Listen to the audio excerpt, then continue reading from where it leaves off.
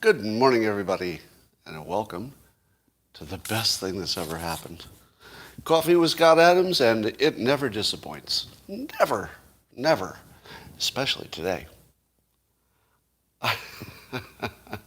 So, before we get into the fun stuff, I'd like to take a moment to remind you, I don't care if you get vaccinated. We'll get into some things later. Now, again, I'm not going to talk about whether you should get vaccinated. We're going to do a little experiment to see how many people I can trigger into cognitive dissonance in a live setting. I'll tell you what to look for, and then you're going to watch it happen in real time. Okay? So it's going to be fun. But again, I don't care if you get vaccinated. I'm not trying to influence you one way or another. But watch what happens when we just talk about it. It's going to be interesting, I think. But first, how would you like to take it up another notch? Yeah, you're that kind of person. Would you settle for less when you could have more? No, of course not. And so you want more, you want the simultaneous sip, and all you need is a cup or a mug or a glass, a tanker, chalice, a stein, canteen, jug, or flask, a vessel of any kind. Fill it with your favorite liquid. I like coffee. And join me now for the unparalleled pleasure, the dopamine hit of the day, the thing that makes everything better, except your booster shot. It's called the simultaneous sip, and it happens now. Go. Yeah, it's going to be good. It's going to be good. Now, I would like all of you to help me express fake shock. Do any current events change what I've written in Loser Think? I don't know. So I'd like you all to participate in this at home. All right? I'm going to read you a news headline, and I want you to pretend to be shocked. Okay? Here's the headline. Just when we thought the pandemic could be winding down, it seems there's a new variant. What? What? What? Are you kidding me? I did not see that coming. Did anybody see that coming? I'm shocked. I'm shocked. Literally the most fucking predictable thing that could ever happen in the world. Now, remember I told you that follow the money works even when it shouldn't? Even when money seems to be not part of the decision, it always predicts. Always. Because what would be the most profitable thing for the pharma companies? Another variant, of course. Of course. And wouldn't you imagine that it's likely that the vaccines will work against the variant to give you a little extra push? Or maybe somebody will come up with a new pill that only works against the variant. Well, now you say to yourself, but Scott, the pharma companies might like to sell more vaccines, of course. But that has nothing to do with the fact that other scientists have discovered this variant. You know, the variant is either there or it isn't, right? The variant is just a fact. It's either true or it's false. It has nothing to do with follow the money. Except that follow the money always predicts right. Why? So you knew this was coming. And I'll say again, the odds that some novel virus, such as the coronavirus, which we highly suspect may have been engineered, if it were engineered in a way that would trigger a lot of deadly variants, wouldn't we have a lot more of them? The deadliest ones? Really just one or two? I feel as though you would have dozens or hundreds, or maybe zero. But exactly the right number to support the vaccine program, right? That of all the possibilities, from 1 to infinity, of how many deadly variants there could be. There's just 3, the original Delta and then this one, and they happen to happen at just the right time. Okay, I'm a little suspicious of all of this, as all of us should be. Let me give you a persuasion lesson in one tweet. I tweeted something obnoxious, and the purpose of the tweet was attention, of course. So the first part of persuasion is attention. So here's the tweet, and I'll tell you what the technique is in it. I said that political influence is the product of persuasion skill times reach. For example, if I had 10 million Twitter followers,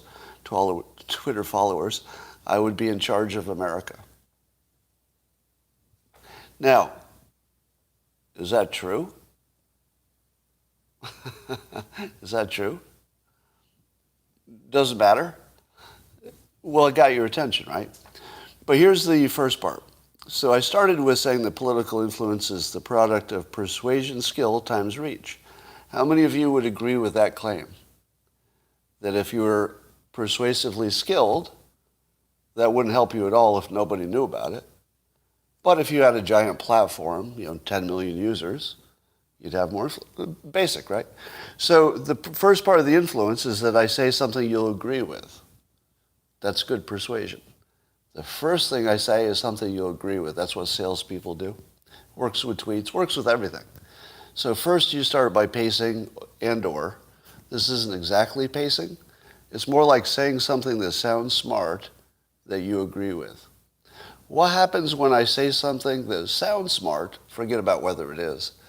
If I say something that sounds smart and you agree with it, what have I done? I just made you feel smart. And you and I just formed a bond. Yeah, we're the smart ones. I know what you said, and I get it, right? So it's a little bonding thing and primes people for what comes. And then I gave the example. I said, if I had 10 million Twitter followers, I'd be in charge of America. Someone pointed out accurately that I had once said something along the lines, if I had 1 million Twitter followers, that I would be the most influential person or something like that. Now, suppose I could get you to debate whether it would take me 1 million users or 10 million to run the country. It's thinking past the sale, right?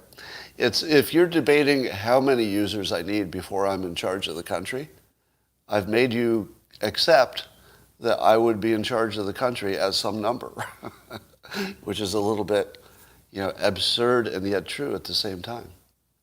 I mean, it feels absurd, even to me, but it's a little bit true. Somebody with my persuasion skills, Trump has them. There are lots of other people who have the skills, but they don't necessarily have the huge platform. And when Trump did, look what he did. When he had the huge platform and the persuasion skills, President of the United States. So, and then I also used the phrase, I would be in charge of America. Did you catch that? I didn't say I'd be president, and I didn't say I wanted the influence, because those things would make you afraid, right? You're like, oh, this guy's trying to become president. I'm definitely not trying to become president. And so I said I'd be in charge of America, like it would be like a duty. Instead of saying I want it, which I'm not sure I do, it would feel like a responsibility. It would just feel like a duty. So I put that out there, and it was very unpopular as a tweet, because I think it made people uncomfortable, but that was part of the point. But I would argue that at 10 million Twitter followers, I would effectively run the country. Now, let me put some caveats on that.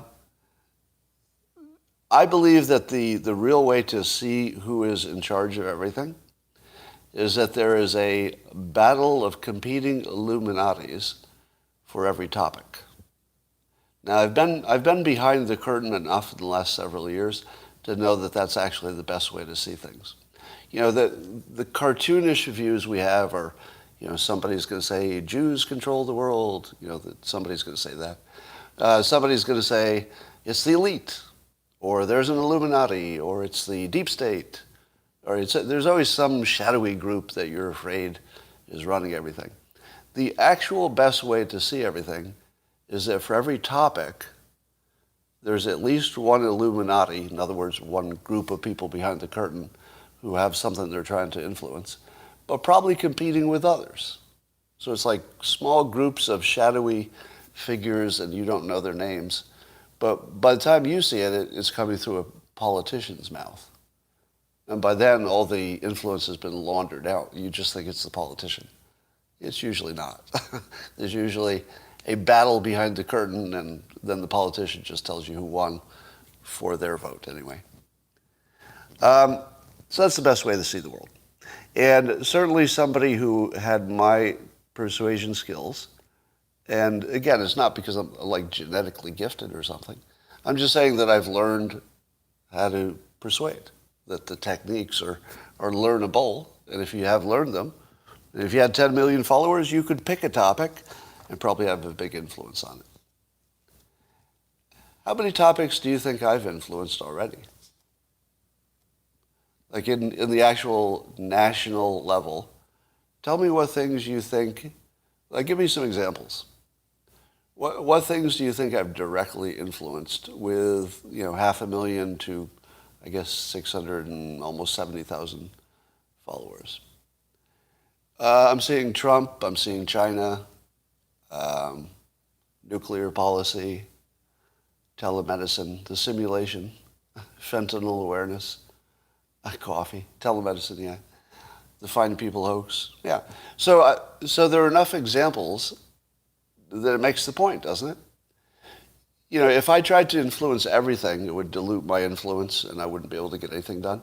But if you've got X number of followers and you know how to influence, you can pick a topic and you can really make a dent. Look at Greta, right? Greta Thunberg makes a dent because she's picked one topic. If you do that, you can make a big difference. All right, so apparently this new virus, the Omicron, as it's being called, the big story is that they skipped a few Greek letters to get to Omicron. And one of the ones they skipped was the letter XI. I don't know how you pronounce the Greek letter XI. But if it were a Chinese name, which it also is, it would be Shi. I'm saying pronunciation would be Kai. So if you pronounce it the way the Greek letter would be, it would be Kai. Is that right? Okay. All right. And somebody says Jack Posobiec pointed out that Omicron is an anagram for moronic. Is it? Oh my God, it is. But if you're saying to yourself, oh, the World Health Organization skipped the letter Chi because it looks like XI, and then people would say, oh, that's Xi, President Xi of China. And I'm not sure that's the reason, though, because I think China, there's already a Xi virus. It's called fentanyl. Kills about 60,000 Americans per year, and that comes from China through the cartels into the United States. So there's already a Xi virus. It's just called fentanyl, from fentanyl, China. All right, I provocatively tweeted this, which got people all mad, which I suppose I expected. I said, is it my imagination or are the unvaccinated secretly hoping the vaccinated die in large numbers to prove a point? Now, people, of course, jumped in and said, oh, it's the other way around. I think those vaccinated people want the unvaccinated to die. Now, probably some of that. And the reason I asked the question is that I felt this pull myself. In other words, there's always a pull to be right. And unfortunately, some people predict things will go well in the world. Some people predict things will go poorly. But we both want to be right. Even if you don't want things to go poorly, You still kind of do because you want to be right, right? If I asked you, do you want, people to die so you could be right? Most people would say, no, I don't want people to die just so I could be proven right. But you kind of do, right? Meaning that the influence to be right is so powerful that it does kind of push you slightly uncomfortably in the direction of being a little bit happy if people died and made you right by dying, which is a horrible thing. And by the way, I totally feel it in myself. So I would have been amazed if nobody else had the same feeling. Now, again, I don't want people to die to prove me right, but, you feel the force of it. And one of the comments that I got, and here's where I'm going to start pushing you into cognitive dissonance. And by the way, let me tell you what the tells will be, so you can see it in yourself, and you can see it in the comments. Here are some tells for cognitive dissonance. Number one, attacking the messenger. And it would look like, Scott, you've lost it, with nothing else. Or, well, you've really jumped the shark now, with no other comment. That's usually cognitive dissonance. So if you attack the messenger, probably cognitive dissonance. If you imagine I'm saying something different so that you can prove me wrong on some point I'm not talking about, that's probably cognitive dissonance, right? If you can't handle the points I'm making, you will imagine I'm making a different one and argue that one. So watch for that, and I'll point it out when I see it. And then the other one is mind reading. Now, there might be other triggers as they come by, but and the writing in all caps, I don't know what that means. That's just crazy shit. But the other one is mind reading. When somebody, for example, this morning, I heard somebody say on Twitter, Scott, why does it seem like you're regretting your vaccination decision? That would be like mind reading, right? Because I don't. I certainly question whether it was right, but regretting it's a whole different thing, right? I mean, nobody can be 100% sure you made the right vaccination decision for yourself. Can you? All right, so I would say that anybody who says they're 100% certain probably has a mental competence problem. Not mental illness, but a competence problem. Because if you're 100% sure that you made the right vaccination decision, there's just something wrong with your brain. Now, if you said 98% sure, okay. At least you're allowing that you could be wrong, right? So I'm vaccinated, but if you ask me, are you 100% sure that was the right decision? How could I be? How could I possibly be right? I mean, I don't have data that I trust. Do you? Do you have some secret data you trust? Because I haven't seen any I trust. So full certainty is the other way to know somebody's got something going on that isn't good thinking, all right? So here's where I'm going to trigger you into cognitive dissonance, some of you, and watch for it in the comments. The number one comment I got from the unvaccinated is, all we want is to be left alone. That's all we want. And it's not the same the other way. Because the vaccination people want to do something to us. They want to actively make us do something. They won't leave us alone. Would you agree? Just leave us alone. All right, here's where the cognitive dissonance is going to get triggered. You're both not leaving each other alone. Here's our first cognitive dissonance. Somebody paid $20 to do it. So Chad says, why do you accept and reinforce the divisive frame of vaccinated versus unvaccinated? I'm not doing that, right? So here's cognitive dissonance. Somebody's imagining that I'm increasing the vaccinated versus unvaccinated frame. I'm doing exactly the opposite. Because I tell you I don't care if you're vaccinated. I do care about your opinion. So this is about your opinion, not mine. So if you think this is my clever way to, divide people or to cause you to do something, none of that's happening. That would all be mind reading on your part. So here's my point. It is definitely true that the vaccinated, on average, are trying to get the unvaccinated people to do something, get vaccinated. All right? But it is also true that the unvaccinated are having a huge impact on the vaccinated. Right? Because the vaccinated would say, and again, this would be their opinion.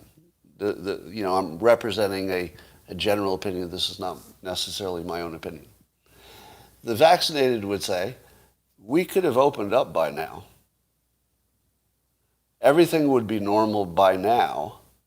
And the vaccinated would say, you have completely fucked up my life by not getting vaccinated. That's what they would say. Again, I'm not saying that, right? I want to be really clear. This is not my argument. I'm just saying that we live in a world where everybody's choice affects everybody else, and in a big way in the pandemic, right? So not getting vaccinated is a choice. That's an active choice. To imagine that you're the one who just wanted to be left alone is, I think, selfish beyond anything I could imagine. No, both sides are selfish, but only one side seems to know it. So maybe that's unfair. Let's just say this. The unvaccinated are having a gigantic impact on every part of the vaccinated people's lives, or so the vaccinated people would say. Again, I'm representing a general opinion. This is not necessarily coming out of my head. So how many of you would accept that neither of you are leaving the others alone? Not even close. In fact, leaving the other side alone is so opposite of what's happening right now. So now I think we would get into watch.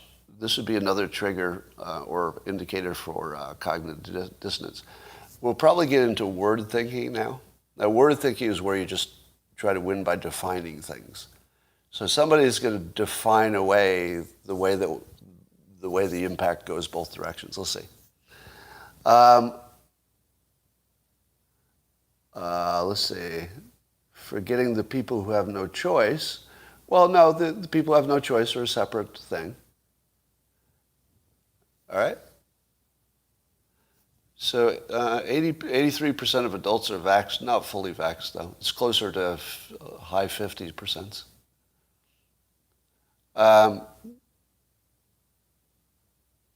Wow, the comments are so long, it's hard to see them. So I've got a clarification question. So this is to me. So the unvaccinated are being selfish because the vaccinated insist that the unvaccinated must be vaccinated before letting things open. Yes, that's exactly what I'm saying. Yeah, I'm saying that in a civilized society, everybody expects everybody else to do their part. Wouldn't you say? Like, I expect you not to litter so that I can enjoy walking on the street. I expect you not to commit a crime so that I can feel safe. I'm putting expectations on you all the time, as you are on me. So to imagine that this pandemic is the one case where one group can just be left alone, no. They could be left alone if there were 6 of them and they didn't affect anybody else. But you're talking about tens of millions of people who have a gigantic effect on every part of the other people's lives. Of course, nobody can be left alone. So here's here's my bottom line.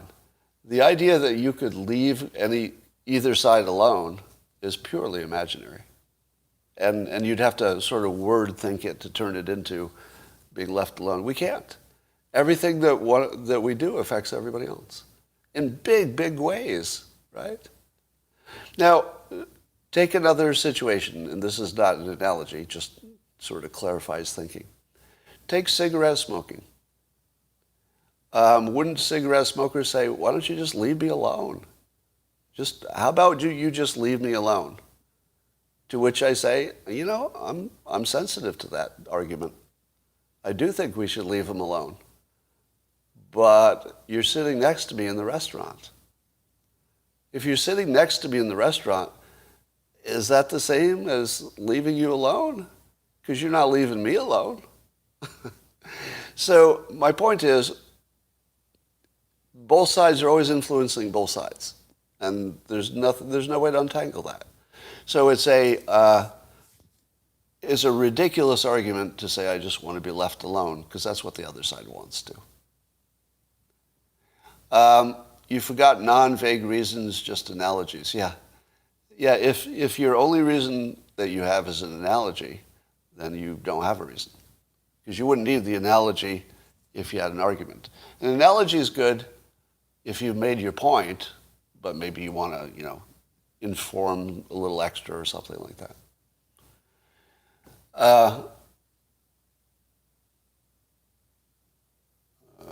Now, the other thing that I saw, and so here's a question I asked on Twitter, and this is not intended to show you my opinion, okay? I need everybody to feel that first, or you won't be able to hear the rest of it. So this is not about my opinion, it's about yours. So I was asking your opinion because I'm interested. I'm genuinely interested in your opinion on this. So I came up with this totally artificial question to get people hopping mad. And I said this, it was a poll question on Twitter. I said, if you are unvaccinated by choice, and let's say there's no health reason, you just didn't trust the vaccine.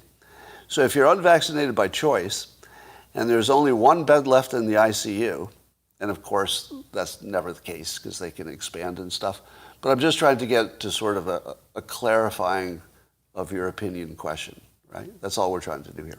It's not a realistic situation. But if there were only one ICU bed left, and there was a vaccinated person and an unvaccinated person, they both had COVID, do you think that the unvaccinated person has the same moral right, that's the key word, the same moral right to the one bed? What do you say? I'll let you answer this question. Do you think the vaccinated and the unvaccinated have the same moral right to be treated? Mostly yeses. Mostly yeses. I got, 80% yeses? 86% yeses. And I agree with the majority. So if what you're looking at is the moral standard, yeah, you can't treat people differently, right? As soon as you go down that road, it's all lost, right? The single most important thing we do as human beings, and certainly in America, the thing that makes America, in my opinion, its strongest thing, is that we don't ever do this. We don't treat some people as morally less valuable, even to the point of a fetus for tens of millions of people. So we don't do this. Doesn't matter if you made a bad decision, a good decision, doesn't matter if you're a criminal, old or young, you are morally exactly equal. However, it would also be a triage decision, wouldn't it? Which is different than a moral decision. How would the triage go? So now it's a separate decision. Take morality out of it. You're trying to save the most life. It's just the greatest amount of life. Now what do? What's the triage decision? Let's assume same age, same everything. It's twins. It's literally twins. One is vaccinated and one isn't. Just to make it easy, it's identical twins. Same weight, same everything. How do you triage them? Well, I'll tell you what a doctor just said. So a doctor on Twitter responded and said that he would treat the vaccinated person first. Why? Can anybody tell me why? Why would you triage everything else is equal, right? So don't do a Kobayashi Maru on me. Everything else is equal. Why would you treat the vaccinated person first? It has nothing to do with morality. Nothing to do with that. Safer for the doctor? No, that's interesting, but not what he said. Here's why. Then this is his reason, not mine again, right? None of this is my opinion. I'm just walking you through it. The doctor said that the vaccinated person has such a higher chance of quickly recovering compared to the unvaccinated that the vaccinated person would open up a bed sooner. What do you think? The vaccinated person is more likely to have a quick rebound and therefore open up another ICU so you can save 2 people. So if you save the vaccinated, you save 2.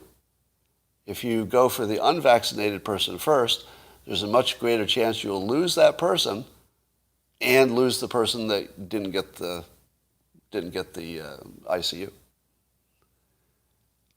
Why is this?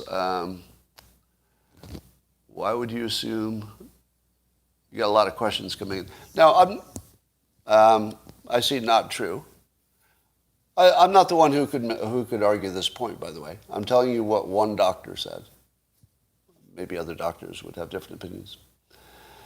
Now, how many of you think that the shots increase your rate of myocarditis? In the comments, how many of you believe that the shots, the vaccinations, increase your chance of myocarditis? I'm just looking at you. I'm saying yes, yes, yes, not sure, don't know. It is claimed.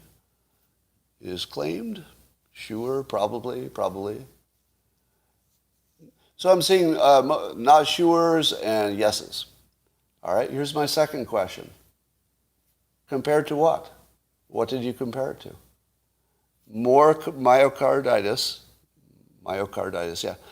If most of you said yes. So if they have more of it, more compared to what? Compared to people who didn't get the vaccine? Is that the right comparison? You know what I'm doing to you right now, right? Are you making the right comparison? Is it logical to compare the myocarditis of the people who got vaccinated to the people who did not? Is that logical? Seems logical, right? It would seem like the most logical thing in the world, wouldn't it? Except we're moving into endemic territory, which means you're going to get COVID. You're going to get it. So the real comparison should be not vaccinated compared to unvaccinated. That is not logical. In the specific context of knowing we're all going to get it, or likely. You should compare myocarditis for the vaccinated to myocarditis to the unvaccinated, both of them having the infection. Right? So if you get infected, you get more myocarditis. Did you know that? Let me ask you this. How many of you knew that the infection itself can give you myocarditis as well as other things? How many of you knew that? Right. So if you know you're going to get the virus, are you with me? Do you buy just the logic of it that comparing it to people who don't have a virus and didn't get vaccinated is the wrong comparison?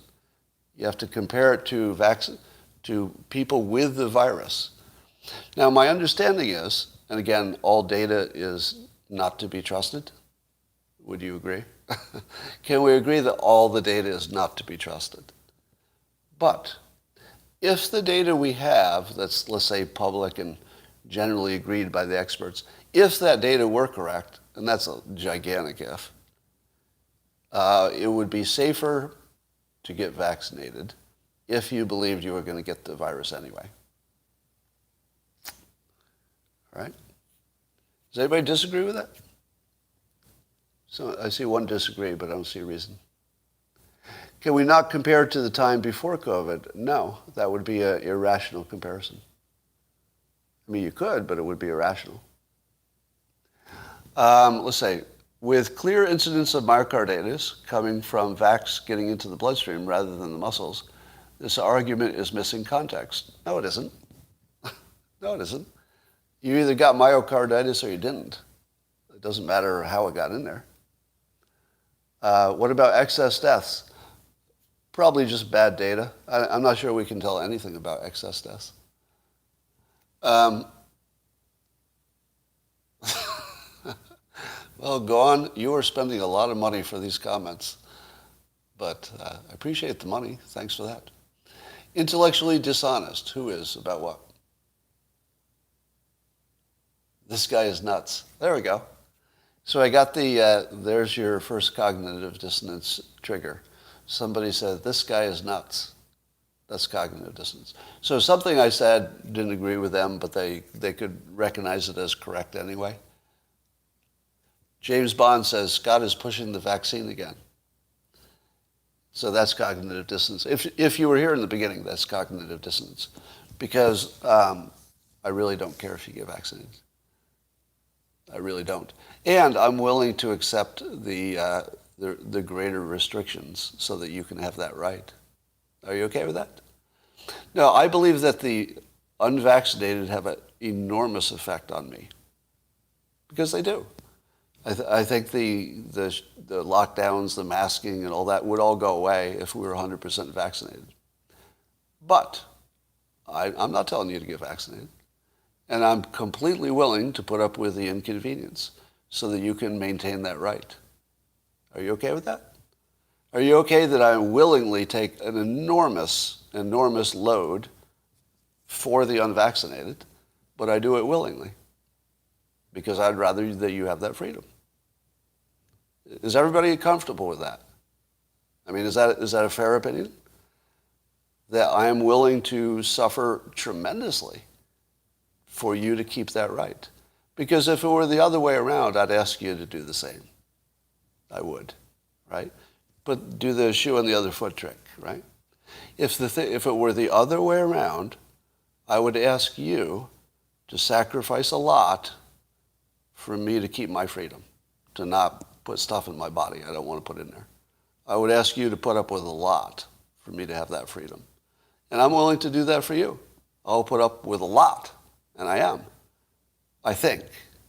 Now, if you're saying to me, but Scott, you can't be sure if everyone got vaccinated, we'd really be better off. Right, correct.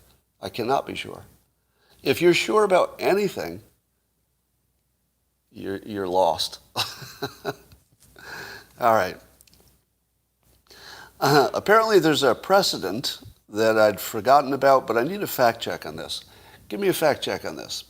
Is it true that alcoholics don't get liver transplants because they're alcoholics?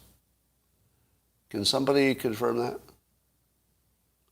I'm seeing some yeses, but I don't know if that's... there's probably enough doctors on here who can tell me if that's true. Oh, if you're 6 months sober, maybe it varies by location, right? Compared to getting an unknown number of shots and boosters. Oh, that's a good point. Let me get back to that, about the number of boosters. Yeah, so somebody's pointing out on YouTube that if you're trying to do your risk analysis, did you do your risk analysis assuming that you would get one shot or infinite shots? And is it different? Probably different. Probably. But I will throw in one sort of rule of thumb, which is if the first 2 shots didn't kill you, I feel like it's really unlikely the third one would. Am I wrong about that? My understanding is that if the vaccinations would cause problems, there's like a 99% chance or something high that you would see it in the first 6 months. And so just giving you more of what you've already had, you've probably already proved you're okay with it. Richmond the Goth says you're wrong about that. I could be wrong about that. I could be wrong about that. Now, are you comfortable with that? Are you comfortable with me saying, as a rule of thumb, probably most of the problems happened right away, so we'd know about it. But I'm also allowing that there could be things like, God knows what down the road somewhere. Could be. So I would say that adding shots definitely increases risk. My guess is not much. That's my guess. But if you told me anybody knows that, no, nobody knows that. Yeah, the first 2 months is where everything happens, it seems like. Oh, at least one person loves my cognitive dissonance shows. All right. Let's see if we can catch anybody in the comments who's got cognitive dissonance. Here's how we'll do it. Let me just do one more thing before we do that. I remember a time, and it was a year ago, when if you gave me a choice between scientific studies, peer-reviewed scientific studies, versus anecdotal reports, I would laugh at you and say, we can't believe these anecdotal reports. We've got actual science. Just look at this study, peer-reviewed. Look at that. It's a thing of beauty. Why would you listen to these anecdotal stories when you've got science? That was a year ago. Today, it's about a tie. And man, am I unhappy about that. One of the most basic things I've always believed about the world is that the science was better than the anecdotal observations. Maybe. Maybe. I think it depends on the situation. But I've got a feeling that people are doing just as well with anecdotal observations during the pandemic as they are with the science. I'm exaggerating a little bit. I'm still pro-science. But man, has science hurt its credibility. I mean, science has really damaged itself in the last few years, which is, I don't know, maybe it's good. Maybe we have a better understanding of it. All right. So here's the question. I want you to avoid the following things while telling me what you disagree with about anything that I said today. All right? So you can't read my mind to imagine I have some intent. You can't change the topic. And you can't just say, I suck in words. So tell me what it is you disagree with about something I said about vaccinations or the odds or anything. Just from today.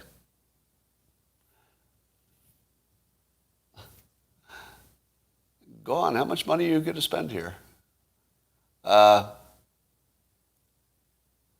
Drinking is an excellent example of something that has a big effect on other people. I'll bet there's a lot of people who say, just leave me alone. I just want to drink. Get the government out of here. I want to drink and drive my car. I disagree it's the unvaxxed causing lockdowns, since they don't occur in red states. I see your point. It's not one variable, right? So it's not like the only thing that matters is the unvaccinated. That's not the case. But all things being exactly the way they are, which is blue states are more restrictive than red states, if everyone were vaccinated, I think even the blue states would loosen up. Maybe not. I mean, that's speculation, but I think so. The risk of additional boosters is unknown because of the mix and match. That's a good point. That's a real good point. So if, as I said, if you get the same vaccination 3 times, probably the third one's not much risk at all. That's my guess. But yeah, if you mix and match, that does introduce an extra risk. However, let me do a counterpoint to your counterpoint. Yes or no, and I really need an expert to help me on this one. Yes or no, let's say you had one kind of mRNA shot, and then you decided to mix and match with another one. Could you know that if the first one didn't excite your system to basically attack itself, that the other one wouldn't? Now, I don't think you could know it, but could you think it's probable? Because, in other words, is the mechanism that a vaccination would hurt you, is that mechanism the same across all 3? Or at least the 2 mRNA ones? Yeah, it's all unknowable. It's unknowable. Yeah, every time you introduce an unknown, you got trouble. All right, has anybody seen any cognitive dissonance go by? Here we go. James says, experimental vaccine equals fool in all capital letters. Now, that's cognitive dissonance. One of the examples is using word thinking instead of reasons. So experimental vaccine is trying to win an argument just by putting words on it. It doesn't change. There's no argument there. It's just a word. Why don't I call it the extra safe vaccine? Is it good now? How about we rename it to the vaccine that kills you? Is it worse now because he changed the name? Changing the name isn't anything. That's just words. So if you have an argument, as in the FDA did not study it as well as the other things, I think, let me ask you this. How long does it take for the FDA to approve a drug? So after the tests are done and the FDA gets it, how long does it take to approve it? Anybody know? After the data's there, not before you've done the test, but after the data is done.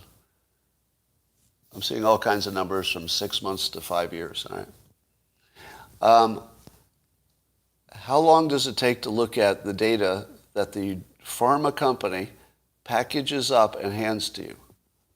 Why does it take 6 months to look at data that's packaged up in exactly the form you asked for, presumably, and it's handed to you? Now, you're not going to go check the data, are you? Do they do that? Well, I mean, what does the FDA do other than look at the data and say, okay, do you have more data? Or, why'd you forget this? But it seems to me that if you were a major drug company, you would know in advance all of the questions, and you would give them exactly what they need on day one, wouldn't you? I mean, if you didn't, you'd be an idiot. So here's what I wonder. Does it take 6 months because they're just slow? Or is there something about the process that really takes a long time? Because I don't know what that would be. Remember, I'm talking about all the data is in. From the point where there's no more data, it's all in. How long does it take to approve it? I mean, it's months and months, right?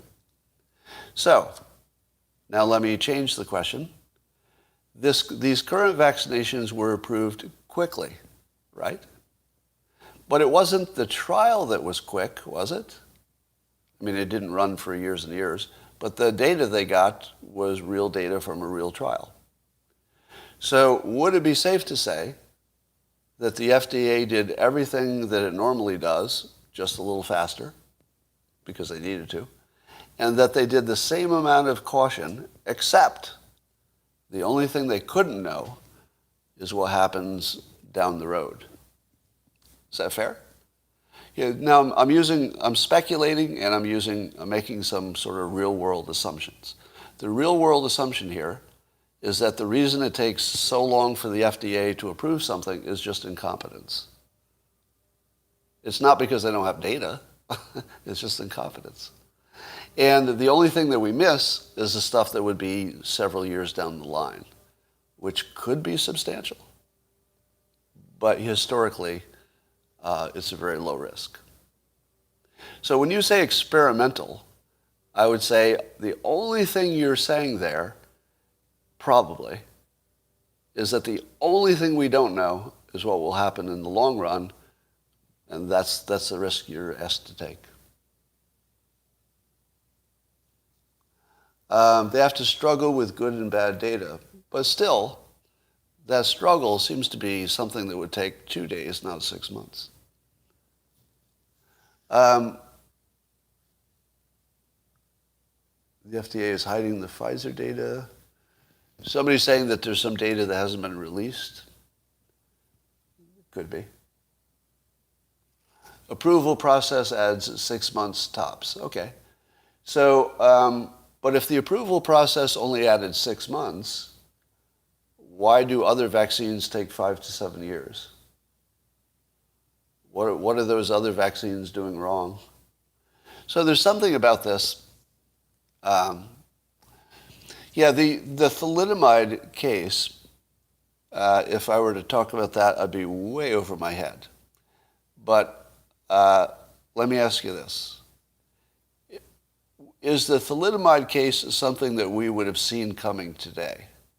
In other words, if thalidomide had gone through the same approval process as warp speed, would we have caught it? The answer is I don't know. I don't know if we would have.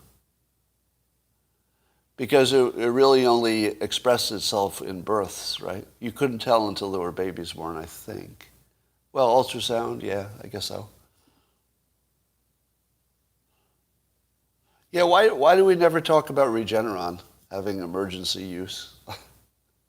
Isn't that the same?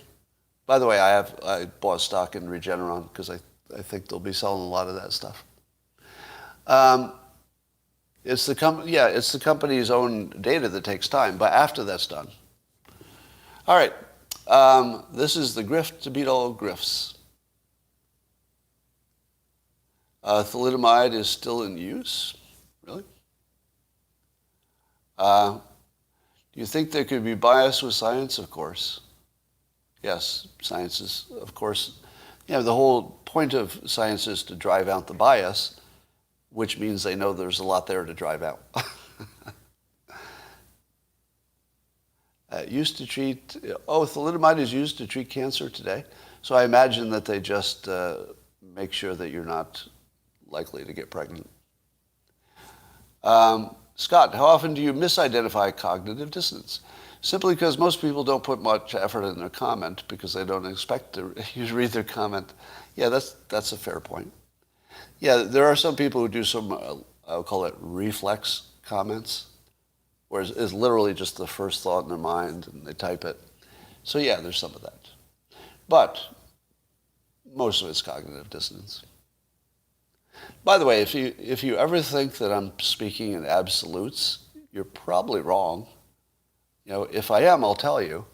But everything else I talk about, you should just assume I mean, usually, mostly, most of the time. Just put that in there, mentally.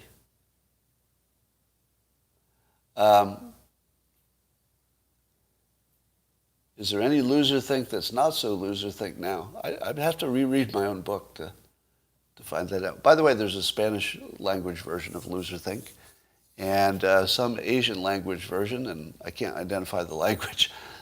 My publisher sends me the books when they're published in other languages, and I don't know.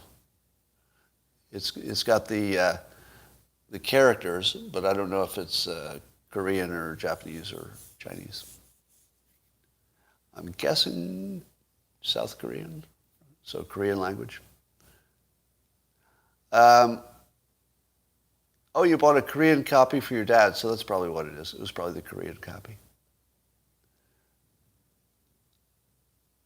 What is your tremendous suffering because of unvaxxed people? The fact that I need to be masked and I can't go to my gym. I've got to show my vaccine passport. There are places I can't travel. So that sort of thing. Now again, the assumption is that if everyone were vaccinated, even the blue states would loosen up. We don't know that to be true, but as an assumption, it's a reasonable assumption. It might not be true. That's because you live in California. Yeah, don't rub it in. I didn't want today to be a vax discussion. It's more of a persuasion discussion. So, like I said, do what you want to do with your vaccinations. And those of you who are saying that, I'm affected because I'm in California and it's really a California problem, I hear that. I hear that. Should we hold people who choose not to be healthy responsible?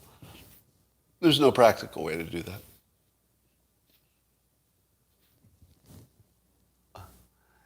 Durango Steve says, your cognitive dissonance on this broadcast is astounding. So that's cognitive dissonance. So, sorry, Durango Steve.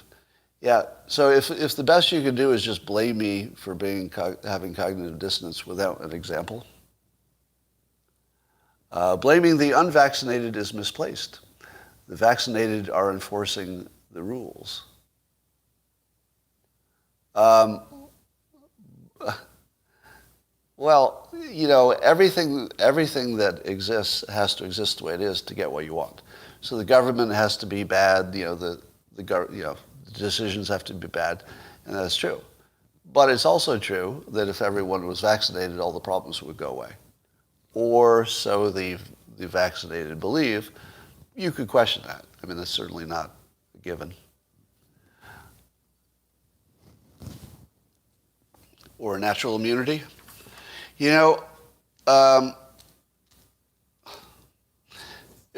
sort of reached the point where every comment about natural immunity being better than the regular, don't we all know that now? I think it's only the government who's not sure.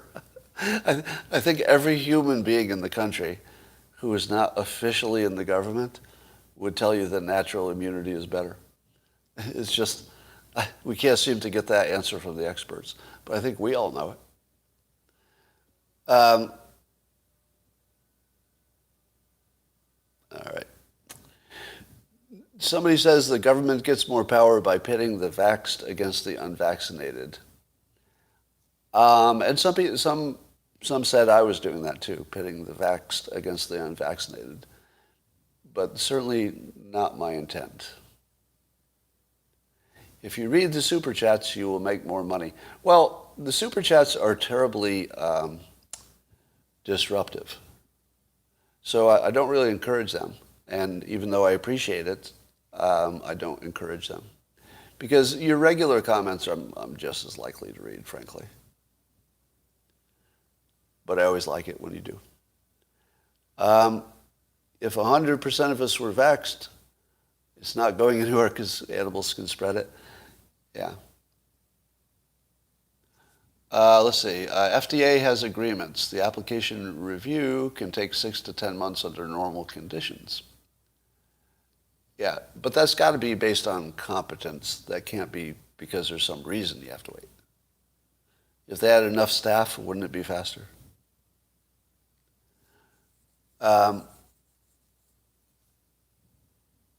right. Okay, the vaccinated are getting COVID, so why the jab? All right, I have to answer that question. So this is from user famous 333. The vaccinated are getting COVID, so why get the jab? I have to ask you, do you have a news source?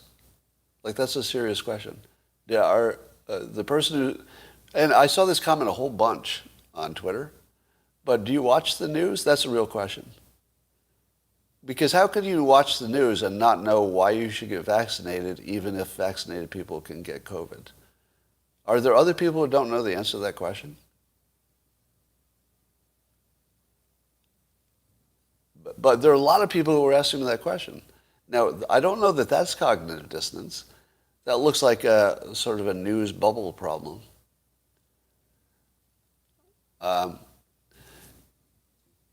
Israel and Vermont and Cyprus are near 100% vaccinated and yet have the highest rates.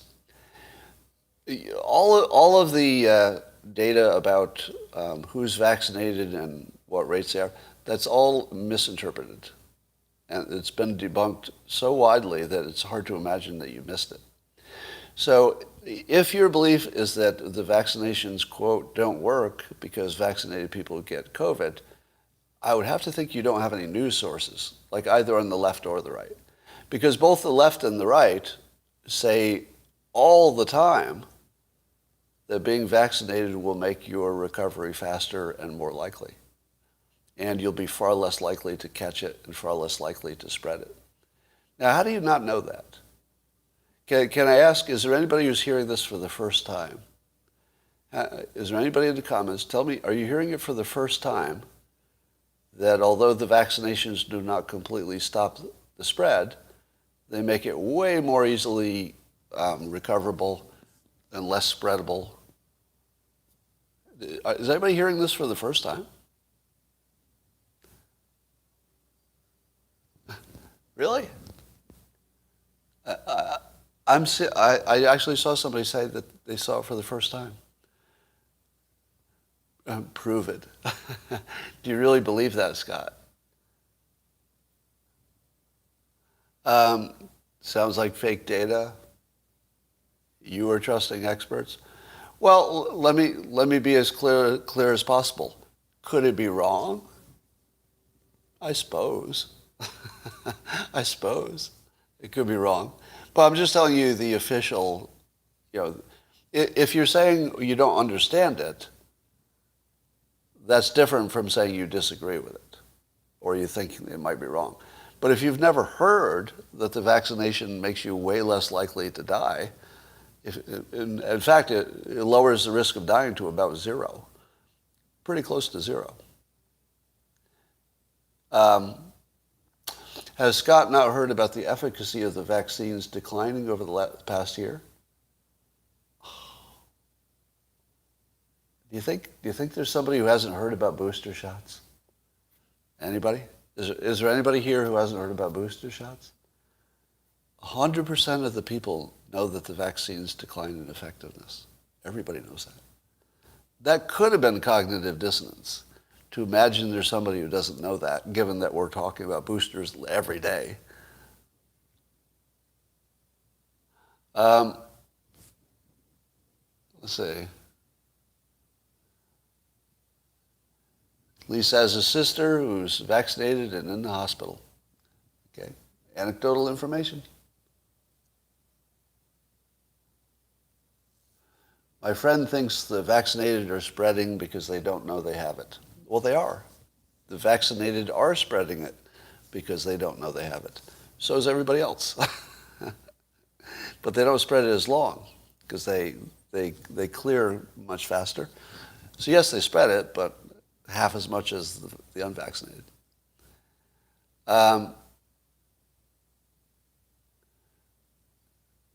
Being healthy is also close to 0. Yes, but a lot of the country is not healthy, and we're not going to change that right away. Scott will be unvaxxed soon. Yeah, if you wait long enough. All right. There wasn't much in the news today that I thought was worthy of discussing because it's a slow holiday time. And I think our time is up, as you've noticed. So I don't know that this was this might have been my worst live stream of the year, because I know you hate this topic. Chad said, would California loosen up if serology showed 75% antibodies? Good question. I think you'd only want to know the antibodies of the unvaccinated, wouldn't you?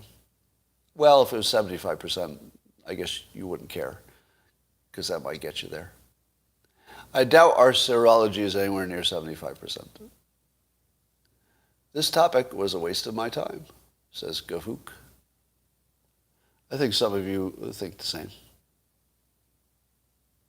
The pictures on Locals chat is annoying. I like the pictures. All right, that's all for now, and I'll talk to you tomorrow.